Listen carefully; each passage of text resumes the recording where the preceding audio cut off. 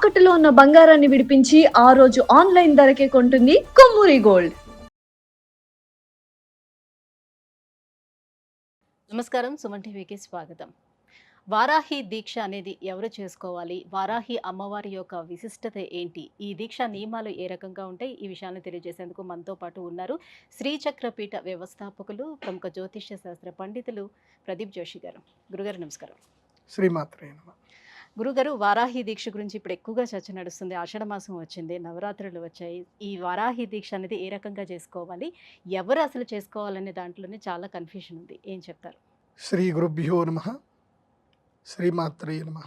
మాణిక్య వీణాం ఉబలాలయంతీం మదాలసామంజుల వాగ్విలాసాం మాహేంద్రనీలద్యుతి కోమలాంగీం మాతంగ కన్యాం మనసా స్మరామి. చతుర్భుజే చంద్రకళావతంసే కుచోన్నతే కుంకుమరాగశోణి పుండ్రేక్షుపాశాంకుశపుష్పబాణ హస్తే నమస్తే జగదేకమాతః. శ్రీమాత్రే. జగదంబ అంటే అర్థం ఏమిటి? ఈ సమస్తమైనటువంటి జగత్తుకి ఆ అమ్మ. మళ్ళీ ఇక్కడ జగత్తు అంటే ఏంటో మనకు అర్థం తెలుసుకోవాలి. జాయతే గచ్చతే మ్రియతే అనేది ఇది జగత్. అంటే ఏదైతే పుడుతుంది, నడుస్తుంది, మరణిస్తుంది దాన్ని జగత్తు అంటారు. ఆ జగత్తుకి అంటే పుట్టుకకి, చావుకి అన్నిటి కూడా సాక్షిభూతంగా ఉండేది అమ్మవారు. ఆ అమ్మ జగదంబ. ఈ ప్రపంచంలో నేను దేవి భాగవతం గురించి చాలాసార్లు చెప్పాను. మళ్ళీ ఒక చిన్నగా చెప్తాను మీకు. అసలు మీరు వారాహి నవరాత్రులు అంటున్నారు. అసలు అమ్మవారంటే ఏంటి అని మనకు శక్తి తెలుసుకుంటే వారాహి అమ్మవారి యొక్క దీక్షలు ఎలా చేయాలి, ఎందుకు చేయాలి, ఎవరు చేయాలనే విషయం మనకు తెలుస్తుంది. అసలు అమ్మవారి యొక్క శక్తి చాలామందికి తెలియదు. అమ్మ శక్తి ఏంటిది అనేది ఒక చిన్న ఎగ్జాంపుల్. ఈ సృష్టి స్థితి లయకారకులు ఎవరైతే ఉన్నారో బ్రహ్మ విష్ణు మహేశ్వరులు, వీళ్ళు పని చేయాలి అన్నా సరే, అంటే సృష్టి చేయాలన్నా, స్థితి చేయాలన్నా, సంహారం చేయాలన్నా వారికి అమ్మవారి యొక్క శక్తి కావాలి. అంటే విష్ణువుకి మహాలక్ష్మి శక్తి, బ్రహ్మకి సరస్వతి శక్తి, శివుడికి పార్వతీదేవి యొక్క శక్తి. ఈ శక్తులతోటి వీళ్ళు పనిచేస్తున్నారే తప్ప ఈ శక్తులు లేకపోతే వీరు కూడా అసమర్థులు అని చెప్పి మనకి సౌందర్య లహరిలో ఆది శంకరాచార్యుల వారు రాసిన స్తోత్రం చెప్పారు. శివశక్త్యాయుక్తో యది భవతి శక్త ప్రభవితుం నచేదేవం దేవో నకలు కుశల స్పందితుమపి అతస్త్వాం ఆరాధ్యాం హరిహర విరించాదివిరపి ప్రణంతుం స్తోతుం వా కథమకృత పుణ్య ప్రభవతి అని చెప్పి చాలా డీటెయిల్గా చెప్పారు. ఈ ఒక్క శ్లోకం చెప్పడానికి ఒక రోజంతా సరిపోతుంది అర్థం చెప్పాలంటే. అంటే ఈ బ్రహ్మ విష్ణు మహేశ్వరుడు సృష్టికి మొదల్లో ఆ సృష్టి తత్వం తెలుసుకోవడానికి అమ్మవారి యొక్క మణిద్వీపానికి వెళ్ళడానికి వాళ్ళకు ఒక హంసల యొక్క పుష్పక విమానం వస్తుంది, హంసల విమానం వస్తుంది. ఆ విమానం ఎక్కి వాళ్ళు కూర్చుంటే వెళితే మణిద్వీపము లోపల ఇలాంటి బ్రహ్మ విష్ణు మహేశ్వరులు 1,000,000 మంది అమ్మవారి యొక్క దర్శనం కోసం అని చెప్పి వేచి చూస్తున్నారు లైన్లో. ఇలాంటి వాళ్ళు ఈ బ్రహ్మ విష్ణు మహేశ్వరులు వెళ్ళి అమ్మవారి యొక్క మణిద్వీపంలోకి వెళ్ళగానే వాళ్ళు స్త్రీ రూపాన్ని ధరిస్తారు. ఆ స్త్రీ రూపాన్ని ధరించి అమ్మవారి దగ్గరికి వెళ్ళి అమ్మవారి యొక్క పాదములు చూసి, ఆ యొక్క పాద పద్మములను చూసి వాళ్ళకి అర్థమైపోతుంది సృష్టి స్థితి లయ ఎలా చేయాలి, వాళ్ళకి ఏమేమి పని చేయాలనేది వాళ్ళ కోర్సు నేర్పించడం పడుతుంది. ఎంతసేపు ఒక క్షణం అని చెప్పడానికి కూడా ఉండదు. అంతసేపట్లో వాళ్ళకి తెలిసిపోతుంది. వాళ్ళు తిరిగి విమానాలు ఎక్కుతారు, మళ్ళీ సృష్టి చేయడానికి వస్తారు. దీనికి లలితా సహస్రనామంలో ఏం చెప్తారు అంటే, అమ్మవారి యొక్క శక్తిని ఏం చెప్తారు అంటే, కనుమూసి కను తెరిచే లోపల అనేక కోటి భువనాలు బ్రహ్మాండాలు సృష్టింపబడతాయి, నశింపబడతాయి. ఒక అమ్మవారి యొక్క పేరు చెప్పారు. ఏమనంటే ఉన్మేష నిమిషోత్పన్న విపన్న భువనావళి అని చెప్పారు. అంటే అమ్మవారి యొక్క ఉన్మేష అంటే ఇలా కన్ను కొట్టి కన్ను తీయడం అంతే. ఉన్మేష నిమిషోత్పన్న ఉపన్న భువనావళి, ఉత్పన్న విపన్న భువన ఆవళి. అంటే ఉత్పన్నం అంటే పుడుతుంది, విపన్నం అంటే నశిస్తుంది. అలాంటివి ఎంతసేపట్లో జరుగుతున్నది? కళ్ళు మూసి తెరచలు, కనురెప్ప ఇలా వేసి తీసేంత లోపల జరుగుతుంది. అది అమ్మవారి యొక్క శక్తి.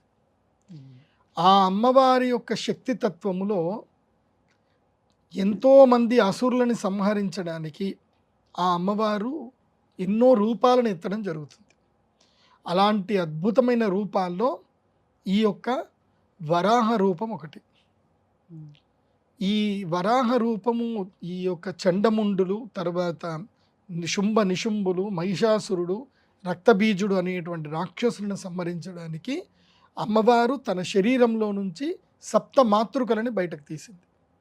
ఆ అమ్మవారు కాళీ స్వరూపములోను, మాతంగి స్వరూపములోను, ఉగ్రవారాహి స్వరూపములోను, ఒక్కొక్క స్వరూపములోను రాక్షసులందరినీ చీల్చి చెండాడింది.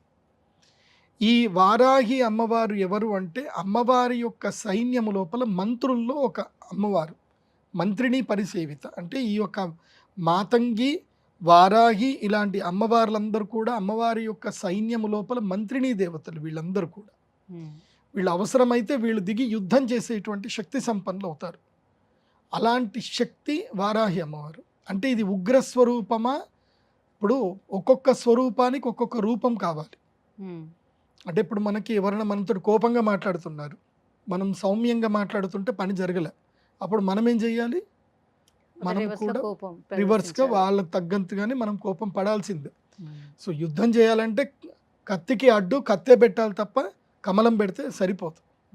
అట్లాగే రాక్షసులతో సంహారం చేసేటప్పుడు అమ్మవారి యొక్క 7 ఉగ్ర రూపాలు బయటకు వచ్చాయి. ఆ 7 ఉగ్ర రూపాల్లో వారాహి అమ్మవారు ఒక మహాశక్తి. ఇప్పుడు మనకు అర్థమైంది ఏంటి? వారాహి ఉగ్ర రూపమా సాత్విక రూపమా? ఏ రూపం అది? ఉగ్ర రూపము. ఉగ్ర రూపము అంటే అది ఎప్పుడు మనకు కావాలి అంటే, ఉగ్రత్వాన్ని మనం ఎప్పుడు ఆరాధించాలి అని అంటే అతి కష్టం వచ్చినప్పుడు. అతి కష్టం వచ్చినప్పుడు, కష్టాన్ని మనం ఓర్చుకోలేనప్పుడు మనం ఆ ఉగ్ర స్వరూపాన్ని మనము ప్రార్థన చేయాలి. ఏది? శత్రు సంహారం గురించి ప్రార్థన చేయాలి. నాకు తెలిసి వారాహి దేవి గురించి చాలామందికి ఇప్పటిదాకా తెలియదు.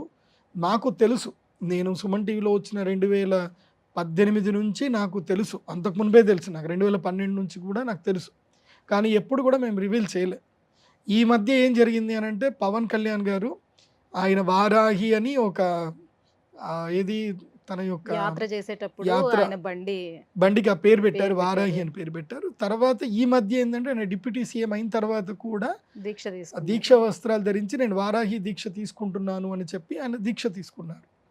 దీనితోటి ఈ మధ్య అందరికీ ఎందుకోసమంటే యద్యదాచరతి శ్రేష్ఠ తద్దదేవో అనుసరంతి అన్నట్టుగా భగవద్గీతలో చెప్పారు. ఈ శ్రేష్ఠులు ఎవరైతే ఆచరిస్తారో కామన్ మ్యాన్స్ కూడా వాళ్ళని ఆచరిస్తారు, వాళ్ళని అనుసరిస్తారు. సో పవన్ కళ్యాణ్ గారు వారాహి నవరాత్రులు చేస్తున్నారు అని చెప్పి మీరందరూ కూడా వారాహి నవరాత్రులు చేయడానికి పూనుకుంటున్నారు, సంతోషం. కాకపోతే పవన్ కళ్యాణ్ గారి గురించి వ్యక్తిగతంగా నాకు తెలిసింది ఏంటంటే, ఆయనది చాలా చిన్న పిల్లాడి మనస్తత్వం, చాలా చిన్న పిల్లాడి మనస్తత్వం. ఆయనకి ఎవరి మీద కోపం కానీ, ఈర్ష్య కానీ, ద్వేషం కానీ ఏది ఉండదు.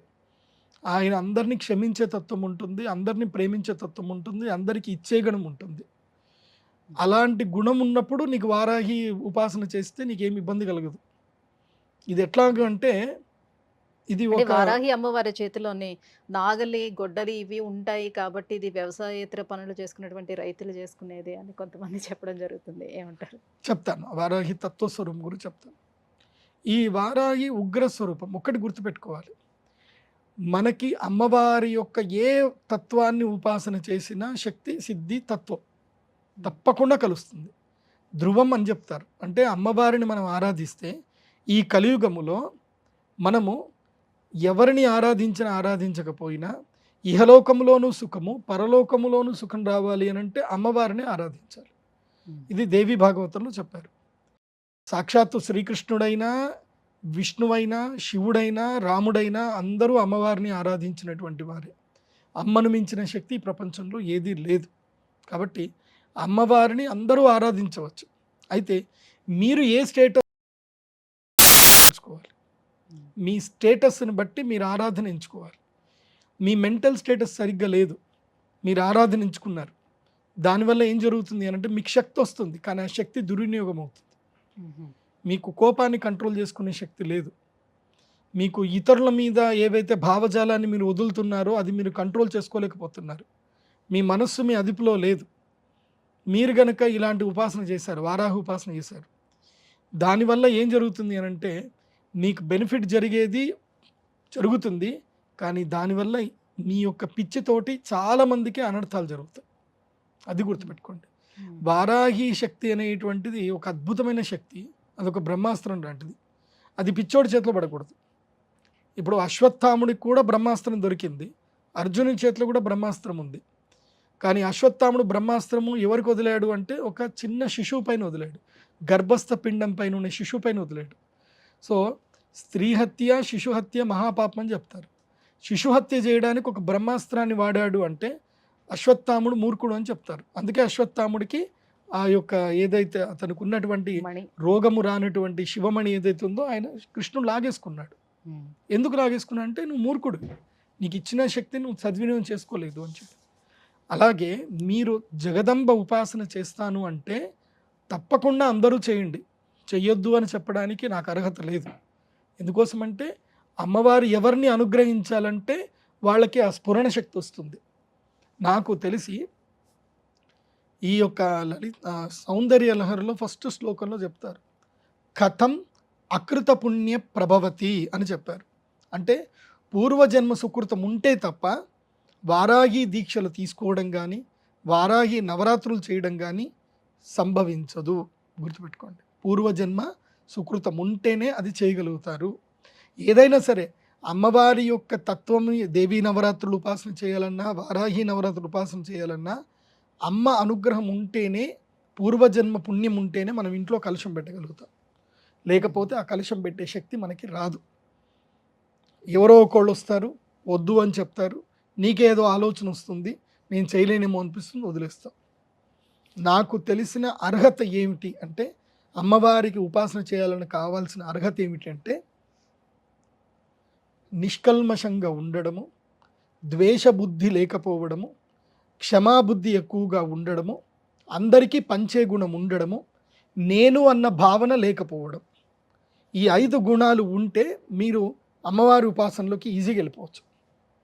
ఈ 5లో ఏ ఒక్క గుణం లేకపోయినా, పంచే గుణము లేకపోయినా, క్షమించే గుణము లేకపోయినా, ద్వేషించే మనస్సు నీకున్నా నువ్వు జీవితంలో ఏమీ సాధించలేవు. అమ్మ శక్తి నీకు అనుగ్రహించిన ఆ శక్తిని నువ్వు సద్వినియోగం చేసుకోలేవు, దుర్వినియోగం చేసుకుంటావు. అంటే ఒక బలవంతుడు, ఇప్పుడు మనం సినిమాలు చూస్తాం, హీరోని చూస్తాం, విలన్ చూస్తాం. విలన్కి కూడా శక్తి ఉంటుంది, హీరోకి కూడా శక్తి ఉంటుంది. నిజంగా విలన్ గనక మంచివాడు అయ్యి ఉంటే అతని డబ్బుతో ఎంతోమందికి మేలు చేయొచ్చు. అట్లాగే నువ్వు నీ లోపల విలనిజం ఉంది అని అంటే నీకు శక్తి వస్తుంది, కానీ నువ్వు విలనిజం అయిపోతావు, నువ్వు ప్రపంచానికి ఉపయోగపడవు. పంచే గుణమే లేకపోతే ప్రపంచమే శూన్యం అన్నమాట. నీకు పంచే గుణం లేకపోతే నువ్వు ఏ ఉపాసన చేసినా వేస్ట్. ఎందుకోసమంటే నేను అన్న భావన ఎప్పుడైతే మనకు వచ్చిందో, నేను అంటే ఎంత అవసరం చెప్పండి, ఒక మనిషికి ఎంత అవసరం చెప్పండి, ఒక్క మనిషికి నీ ఒక్కడికి ఎంత అవసరం, బతకడానికి ఎంత అవసరం. అమ్మవారు లెక్క పెట్టేస్తుంది ఆల్రెడీ, నీకు ఎంత కావాలో అంత ఇచ్చేస్తుంది కావాలంటే నీ వరకు. నువ్వు నేను అనకుండా, నువ్వు ఒక వ్యక్తిగా కాకుండా ఒక వ్యవస్థగా భావించావు అనుకో, అప్పుడు నీకు శక్తి ఇస్తుంది అమ్మవారు. వ్యక్తిగా ఎప్పటి వరకైతే నువ్వు ఆలోచిస్తావో నీకు ఉపాసనలో కేవలము నీకు భోగాలు మాత్రమే లభిస్తాయి. వ్యవస్థగా ఎప్పుడైతే నిన్ను తీర్చిదిద్దుకున్నావో, నువ్వు పంచేగుణం ఎప్పుడైతే వచ్చిందో అప్పుడు నీకు దైవత్వం అనేది నీకు ఆపాదింపబడుతుంది. అప్పుడు నిన్ను అందరు దేవుడిలాగా చూస్తారు. లైక్ మేము పిఠాపురం ఎమ్మెల్యే గారి తాలూకాని ఇప్పుడు ఆయన చేస్తున్నారు కదా, ఆయన 3 ఏండ్ల నుంచి వారాహి ఉపాసన చేస్తున్నాడు కాబట్టి ఇప్పుడు ఆయన నా కోసం అనుకోలేదు. నా కోసం అంటే ఆయనకి ఏంది, ఒక అడ్వర్టైజ్మెంట్ చేస్తే 10 కోట్లు వస్తాయి ఆయనకి. ఆయన మన అనుకొని చేశాడు కాబట్టి ఇప్పుడు ఆయనకి దైవత్వం ఆపాదింపబడుతుంది. ఇప్పుడు అందరు కూడా ఆయన్ని దేవుడిలాగా అనుకుంటున్నారు. నువ్వు నన్ను కాపాడుతావు అని అందరూ. దైవత్వం అంటే ఏం లేదు, ఆకలి ఉన్నవాడికి అన్నం పెట్టడం, కష్టంలో ఉన్నవాడిని ఆదుకోవడం, ఇదే దైవత్వం. అది ఇప్పుడు ఆయనకు ఆ చేసే శక్తి అమ్మవారు ఇచ్చింది. అది ఆయన సద్వినియోగం చేసుకుంటాడా లేదా అనేది కాలం నిర్ణయిస్తుంది. అందుకే వారాహి దేవికి ఇప్పుడు అంటే మీరు వారాహి స్వరూపం అన్నారు, ఆమె చేతిలో నాగలి ఉంటుంది. అంటే నీకు కష్టపడే తత్వం ఉండాలి, దున్నే శక్తి ఉండాలి. నాగలి ఎందుకు ఉంది అని అంటే, నాగలి ఎందుకు, దేనికి స్వరూపం అది? దున్ని నువ్వు పంట పండి నువ్వు 10 మందికి అన్నం పెట్టాలి. అదైతే నేను నిన్ను అనుగ్రహిస్తాను అని చెప్తుంది అమ్మవారు. విష్ణు పరమాత్ముడి చేతిలో ఏవైతే ఉన్నాయో వారాహికి కూడా అవే ఉంటాయి. విష్ణు పరమాత్ముడు వరాహ స్వరూపం ఎందుకు ఎత్తాడు అంటే జ్ఞానమును ఉద్ధరించడానికి. వేదాలు ఎత్తుకపోయాడు ఎవరు, హిరణ్యాక్షుడు వేదాలన్నింటిని ఎత్తుకొని వెళ్ళిపోయాడు, జ్ఞానాన్ని తీసుకెళ్ళిపోయాడు. ప్రపంచంలో అత్యంత ముఖ్యమైనది జ్ఞానమే. ఇప్పుడు మనం ఈ జనరేషన్లో ఉన్నాము, మనం నెక్స్ట్ జనరేషన్కి నాలెడ్జ్ ఇవ్వలేదంటే నెక్స్ట్ జనరేషన్ ఏమైపోతుంది, స్పాయిల్ అయిపోతుంది. మనం ఏం చేస్తున్నాం ఇప్పుడు, పిల్లలు పుట్టిన తర్వాత వాళ్ళకి ఒక 15 ఏళ్ళు ఏం చేస్తున్నాం, వాళ్ళని డైలీ స్కూల్కే పంపిస్తున్నామా లేకపోతే ఆడుకోమని చెప్తున్నామా?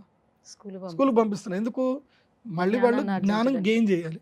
జ్ఞానము లేకపోతే మనిషికి ఏమీ ప్రయోజనం ఉండదు. జ్ఞానమే ఇంపార్టెంట్. మనిషి భవిష్యత్ తరాలకు ఇవ్వాల్సింది జ్ఞానము, ప్రకృతి. అందుకే నాగలి ఉంటుంది, తర్వాత అమ్మవారి చేతిలో పుస్తకాలు ఉంటాయి, తర్వాత పాశం ఉంటుంది, అంటే ప్రేమ, ఆప్యాయతలు, అనురాగాలు ఉండాలి. పాశం అనేది అది కూడా ఉండాలి. సో ద్వేషం అనేది ఉండకూడదు అని ఉంటుంది. అలాగే ఖడ్గము ఉండాలి. అసత్యమును, తర్వాత హింసను ఎట్టి పరిస్థితుల్లో ఎంకరేజ్ చేయకూడదు, అధర్మాన్ని ఎంకరేజ్ చేయకూడదు. ఎర్రటి కండువ కానీ లేదా నీలి రంగు కండువ కానీ ఏదైనా సరే కండువ పెట్టవచ్చు. సో అలాంటిది కలశం పెండ పెట్టి ముందు నవగ్రహ పూజలు, తర్వాత సప్తమాతృకల అమ్మవారి దేవుని పూజ చేసుకొని శ్రీచక్ర స్వరూపములోనే వారాహిదేవిని పూజ చేసుకోవాలి. వారాహి అమ్మవారికి చాలామంది విగ్రహారాధన చేస్తారు. అలాంటి విగ్రహారాధన చేయవచ్చు, కానీ నాకు తెలిసినంత వరకు ఏంటంటే మీరు వారాహి శక్తిని శ్రీచక్రంలోనే పూజ చేసుకోండి. అలాంటి విగ్రహంలో పూజ చేయకండి. ఎందుకోసమంటే కొన్ని ఆగమ శాస్త్ర ప్రకారము కొన్ని విగ్రహాలు ఆరాధన చేయడానికి ఉపయుక్తమైనవి కావు, అవి చేయకూడదు. కొన్ని నియమాలు చెప్పారు. ఆ నియమాల ప్రకారము ఆ శక్తిని మీరు శబ్దస్వరూపంగానే గ్రహించి శ్రీచక్రములోని ఆ అమ్మవారిని ఆవాహనం చేసి పూజ చేసుకోండి. దానివల్ల మీకు ఏవైతే కొన్ని అనర్థాలు, మీకు తెలిసి తెలియకుండా మీరు చేసే తప్పులకు కూడా జరిగే అనర్థాలు ఏవి జరగకుండా ఆ శ్రీచక్ర శక్తి మిమ్మల్ని కాపాడుతుంది. ఏంటి పూజా విధానం అనేది ఏంటి, ఎలా చేసుకోవాలి? సంకల్పం చేసుకోవాలి. ఆచమనము, ప్రాణాయామము, సంకల్పం. ఈ సంకల్పం చేసుకున్న తర్వాత గణపతి పూజ, గౌరీ పూజ చేసిన తర్వాత ప్రధానమైనటువంటి వారాహిదేవి శక్తి స్వరూపం ఏదైతే ఉందో ఒక శ్రీచక్రం బిళ్ళ తీసుకోండి చాలు, చిన్న శ్రీచక్రం బిళ్ళ. ఆ శ్రీచక్రంలోనే వారాహిదేవి అమ్మవారిని స్మరించుకోండి. ఆ వారాహి ఓం శ్రీం వారాహి నమః అని మంత్రముతోటి వారాహి ఆ యొక్క శ్రీచక్రానికి పాలతోటి అదేవిధంగా మంచినీళ్ళతో అభిషేకం చేసి తుడిచి గంధం పెట్టి కుంకుమ పెట్టండి. ఆ తర్వాత అమ్మవారి యొక్క స్తోత్రాలు ఉంటాయి, వారాహి స్తోత్రములు ఉంటాయి. వారాహి స్తోత్రములో 3 రకాలైన స్తోత్రాలు చాలా కీలకమైనవి, ప్రధానమైనవి. ఒకటి వశ్యవారాహి అని ఒకటి ఉంటుంది స్తోత్రం.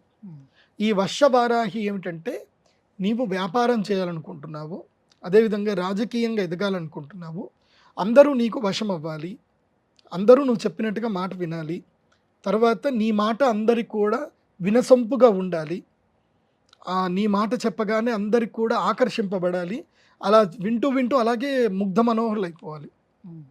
అలా జరగాలి అని అంటే వశ్యవారాహి ఉపాసన చేయాలి. వశ్యవారాహి స్తోత్రము రోజుకి 11 మార్లు, 108 మార్లు, మీకు ఎంత శక్తి ఉంటే అంత చదవాలి. ఈ నవరాత్రులు ఏవైతే ఉన్నదో ఈ నవరాత్రుల్లో పూర్తిగా వశ్యవారాహి స్తోత్రం 1008 సార్లు పూర్తి చేయాలి, 1008 సార్లు చదవాలి. అదేవిధంగా బీజాక్షర మంత్రాలు ఉంటాయి, చాలా పెద్ద పెద్ద బీజాక్షరాలు ఉంటాయి, అవి ఏవి వద్దు. నీకు మేలు జరిగే బీజాక్షర మంత్రం చెప్తాను, లాస్ట్కి చెప్తాను దీని తర్వాత. అంటే పూజ ఉదయం వేళ పూజకు ఎక్కువ ప్రాధాన్యత ఇవ్వాలా లేకపోతే సంధ్యా సమయంలో చేసుకునే పూజగా? దీంట్లో చాలా కీలకంగా ఉంటుందండి. పూజా సమయం ఎప్పుడైనా ఉదయమే మంచిది, బ్రాహ్మీ ముహూర్తం చాలా మంచిది. ఎప్పుడు 4:30 నుండి మొదలు 6 గంటల వరకు, 4 నుంచి 6 వరకు ఈ మధ్య కాలంలో పూజ చేసుకుంటే చాలా మంచిది. అయితే ఈ వారాహి ఉపాసనలో, కాళీ ఉపాసనలో, వజ్రవైరోచన ఉపాసనలో కొన్ని ఉపాసన పద్ధతుల్లో ఏంటంటే సాధకులు అష్టాంగ యోగ నిరతులైన సాధకులే, అందరూ కాదు. అష్టాంగ యోగ నిరతం అంటే అది చాలా పెద్ద సబ్జెక్ట్, అది ఏందో మీరు తెలుసుకోండి. దాని తర్వాత నేను చెప్తాను, అష్టాంగ యోగం ఏందని ఒక వీడియోలో చెప్తాను. సింపుల్, ఇందాక చెప్పిన 5 రూల్స్ మీరు పాటించగలిగితే రాత్రిపూట ఒంటరిగా మీ గదిలోనే కూర్చొని దీపము వెలిగించి ఈ యొక్క బీజాక్షర మంత్రంలో ఉపాసన చేయవచ్చు. ఒంటరిగా కూర్చొని ఏకవస్త్రధారులై కూర్చొని చేయాలి. అలా చేయగలిగితే అది మహాశక్తి సంపన్నం అవుతుంది. అది రాత్రి ఉపాసన ఉంటుంది. రాత్రి 11 గంటల నుంచి 1 గంటల మధ్యలో చేయవలసిన ఉపాసన ఉంటుంది. అంటే ఈ దీక్ష చాలా కఠినమైన దీక్ష. ఇది పీఠాధిపతులు, యతీశ్వరులు వీళ్ళు మాత్రమే చేయదగినటువంటి దీక్ష అని చెప్తూ వస్తున్నారు. ఎందుకని? ఏంటి అంత కఠినంగా ఉంటుంది? ఏవైనా తప్పు చేస్తే ఏమైనా జరుగుతుందా? అంతే, ఇంకేం? అమ్మవారిది ఉగ్రశక్తి కదా. హ్మ్. ఇప్పుడు మనకి కయ్యానికైనా బియ్యానికైనా సరితూగాలి అని అంటారు కదా. మంచివాడితో మనం స్నేహం చేయొచ్చు, హ్మ్. చెడ్డవాడితో మనం స్నేహం చేస్తే ఎప్పటికైనా మనకు కష్టమే వస్తుంది అంటారు. అట్లాగే ఉగ్రశక్తితోటి మనం స్నేహం చేస్తున్నాం. అది ఏంటి? ఉగ్రశక్తి. ఆ ఉగ్రశక్తితో స్నేహం చేసేటప్పుడు ఆ ఉగ్రశక్తి ఎప్పుడు ఏ విధంగా మనం ఎలా ఉంటుందో ఉగ్రశక్తి అలాగే ఉంటుంది, గుర్తుపెట్టుకోండి. హ్మ్. అమ్మవారి యొక్క ఉపాసన శక్తి ఏంటంటే అద్దం లాంటిది. నువ్వు సౌమ్యంగా ఉన్న రోజులు ఆ అమ్మ సౌమ్యంగానే నీకు కనిపిస్తుంది. నువ్వు ఉగ్రంగా మారి అమ్మవారిని ఉపాసన చేసావా, ఆ శక్తి నీకు ఉగ్రంగానే మారుతుంది. ఇప్పుడు తన కోపమే తన శత్రువు అన్నట్టుగా ఆ ఉగ్రశక్తిని నువ్వు సరిగ్గా సద్వినియోగం చేసుకోలేనప్పుడు నువ్వు ఇరకాటంలో పడతావు. హ్మ్. సో సాధువులు గొప్పవాళ్ళు ఎందుకు చేయాలి అంటే వాళ్ళ యొక్క కోపాన్ని కంట్రోల్ చేసే శక్తి వాళ్ళకు ఉంటుంది. వాళ్ళ కోపంని ఎట్లా అదుపులు చేసుకోవాలి, వాళ్ళు ఎంత నిగ్రహంగా ఉండాలి అనేది వాళ్ళకి తెలుసు. వాళ్ళు ఫస్ట్ అష్టాంగ యోగం లోపల ఎక్స్పర్ట్ అయిన తర్వాతనే వారాహి ఉపాసన స్టార్ట్ చేస్తారు. నేను చెప్పేది ఏ ఉపాసన అయినా సరే మనము సిస్టమేటిక్గా పద్ధతిగా లేకపోతే అది మన అణు ఆయుధము మన చేతిలో ఉన్న మనల్ని కూడా చంపుతుంది, బయట వాడిని చంపుతుంది. అణాయుధం మన ఇంట్లో పెడితే మనల్ని చంపుకుని ఉంటుందంటే ఉండదు. అట్లాగే ఉపాసన చేసేటప్పుడు నేను చెప్పిన 5 బేసిక్ ప్రిన్సిపల్స్ అవి గనక మీరు పాటించగలిగితే మీరు కూడా చెయ్యొచ్చు. హ్మ్. వాళ్ళే ఎందుకు చేయాలి అని అంటే వాళ్ళు ప్రిపేర్ అయ్యి ఉంటారు. హ్మ్. మీకు అంత ప్రిపరేషన్ ఉందా? మీకు ప్రిపరేషన్ ఉంటే మీరు చెయ్యండి, మిమ్మల్ని ఎవరు వద్దని చెప్పరు. హ్మ్. ఎందుకోసమంటే నేను పలానా బుక్ స్టాల్కి వెళ్ళిపోయి వారాహి దేవిని తెచ్చుకుంటాను, నేను ఇంట్లో చదువుకుంటానంటే ఎవడు ఆపుతాడు నిన్ను? ఎవరు ఆపరు. కాకపోతే దానికి నేను చెప్పేది ఏంటంటే నీ ప్రిపరేషన్ ఎట్లా అయ్యి ఉండాలి, నీ మైండ్ సెట్ ఎట్లా ఉండాలి అనేది చాలా ఇంపార్టెంట్. హ్మ్. ఇప్పుడు పూర్వకాలంలో ఇదేముండదంటే ఒక మహా వ్యక్తి, ఆయనకి సంస్కృతం రాదు. ఆయన అమ్మవారి యొక్క ఉపాసన చేయడం స్టార్ట్ చేశాడు. దేవి సప్తశతి చదివాడు, అతనికి అమ్మవారు పలుకుతుంది. హ్మ్. అతనికి ఉన్న కష్టం ఏంటంటే కనుక అతను అతను చాలా డబ్బు సంపాదించాడు, రాజులు కూడా ఆయనకి సన్మానాలు చేశారు, భూములు ఇచ్చారు, అగ్రహాలు ఇచ్చారు. అతను ఎవరైనా అమ్మాయి మెడలో తాళి కట్టాడా లేదో, తాళి కట్టిన 24 గంటలు అమ్మాయి చనిపోతుంది. హుహు. ఎందుకు చనిపోతుందో ఆయనకు తెలియదు. ఎందుకోసం అంటే ఆయనకి సంస్కృతం రాదు, కానీ అమ్మవారి యొక్క మంత్రాలు మొత్తం నేర్చుకున్నాడు, చేశాడు. తర్వాత ఇట్లాగే 3 భార్యలు చనిపోయిన తర్వాత నాకు ఎందుకు ఇట్లా జరుగుతుంది అనేది అప్పుడు అహం తగ్గించుకొని ఎవరో మా పండితుడి దగ్గరికి వెళ్ళి అడిగాడు, ఏమైంది, నేను ఇంత సంపాదించాను, ఇంత ఉన్నాను, అమ్మవారు నాకు పలుకుతుంది కూడా, అలాంటిది నా భార్యలు ఎందుకు చనిపోతున్నారు అని అడిగితే అప్పుడు ఆయన ఏం చెప్తాడు అంటే, సరే మీరు ఒకసారి నా ముందు మీ దేవి సప్తశతి పాఠం మొత్తం నాకు చదవండి అన్నట్టు. అప్పుడు దుర్గా కవచంలో భార్యాం రక్షతు భైరవి అని ఉంటుంది దాని లోపల. హ్మ్. అక్కడ ఏం జరిగిందంటే ర అనేది సంస్కృతంలో ఇలా రాయబడుతుంది, హ్మ్. అక్కడ ఒక నీటి చుక్క ఏదో పడింది, అది రా కాస్త బాగా కనపడింది, భ ఒత్తు బాగా కనపడింది. ఆయన ఏం చదివాడు, భార్యాం భక్షతు భైరవి అని చెప్పాడు. భక్షతు అంటే అర్థం ఏంటి? భుజించి తినించు తినేయడం. అని అర్థం. హ్మ్. సో వాడికి ఆ సిద్ధి అయిపోయింది. కాబట్టి భార్యాం రక్షతు భైరవి అనే ప్లేస్లో భార్యాం భక్షతు భైరవి అన్నాడు. వీడు పెళ్లి చేసుకోగానే భైరవి వస్తుంది, వాడిని తినేస్తుంది, వెళ్ళిపోతుంది, భార్య చనిపోతుంది. సారీ, మీరు చేస్తున్న తప్పు ఇదండి, మీరు రక్షతు భైరవి అనే ప్లేస్లో భక్షతు భైరవి అని అంటున్నారు అని అనేసరికి అప్పుడు ఆయన తీర్చిదిద్దుకున్నాడు. అందుకే సంస్కృత జ్ఞానం కావాలి. నువ్వేం చదువుతున్నావని నీకు తెలియాలి. బీజాక్షరంలో యొక్క జ్ఞానం మనకు లేకపోవచ్చు, మన గురువుకున్నా చాలు. అలాంటి గురువుని ఎవరినైనా కలిసి ఆ గురువు గారికి గురుదక్షిణ ఇచ్చి గురువు సేవ చేసి ఆ గురువుకి నచ్చి, అరే నువ్వు యోగ్యుడివే, నీకు మంత్రోపాసన ఇస్తాను అని గురువులు మంత్రోపాసన ఇచ్చేవాళ్ళు. ఏది ఒకప్పుడు. ఇప్పుడు ఏమైపోయింది అని అంటే అంతా ఓపెన్ అయిపోయింది కదా. హ్మ్. అందరూ పుస్తకాలు ప్రచురణ చేస్తున్నారు, అందరికీ పుస్తకాలు దొరుకుతున్నాయి, ఎవరు పడితే వాళ్ళు చదవచ్చు. ఇప్పుడు ఎవరిని ఆపడానికి లేదు. హ్మ్. ఇప్పుడు నేను మంత్రోపాసన చేసేటప్పుడు నా మంత్రోపాసనకి నాకు పుస్తకాలు దొరికాయి, కానీ నేను పుస్తకాలు పెట్టి చదవలే. నేను గురువు సేవ చేశాను, మా గురువుగారి ఇంటికి వెళ్ళాను, గురుగారి బట్టలు ఉతికాను, ఎన్ని పనులు చెప్తే అన్ని పనులు చేశాను. ఆయనకి నా మీద దయ కలిగి వీడు యోగ్యుడు అని ఆయనకి ఎప్పుడైతే అనిపించిందో అప్పుడు ఆయన చెయ్యి నా నెత్తి మీద పెట్టాడు, ఆయన ఉపాసన చెయ్యి నా నెత్తి మీద పెట్టాడు, అంతే. ఇంకా నేను ఉపాసన చేయాల్సిన అవసరం లేనంతగా శక్తి నాకు వచ్చేసింది. హ్మ్. గురువు అనుగ్రహము చాలా గొప్పది. గురువు మించిన అనుగ్రహం ఇంకెక్కడ దొరకదు. అందుకే గురువు ద్వారా విద్య నేర్చుకోండి. గురువు లేకుండా మీరు ఏ విద్య నేర్చుకున్నారనుకోండి ఇట్లాగే జరుగుతుంది. మీరు ఏదైనా తప్పు జరిగారనుకోండి అది కాస్త మిమ్మల్ని పని చేసుకుంటూ పోతుందన్నమాట. అందుకే అష్టాంగ యోగ నిరతులు అవ్వాలి, గురువు యొక్క అనుగ్రహం ఉండాలి. అలాంటి సమయంలో ఉపాసన చేయండి.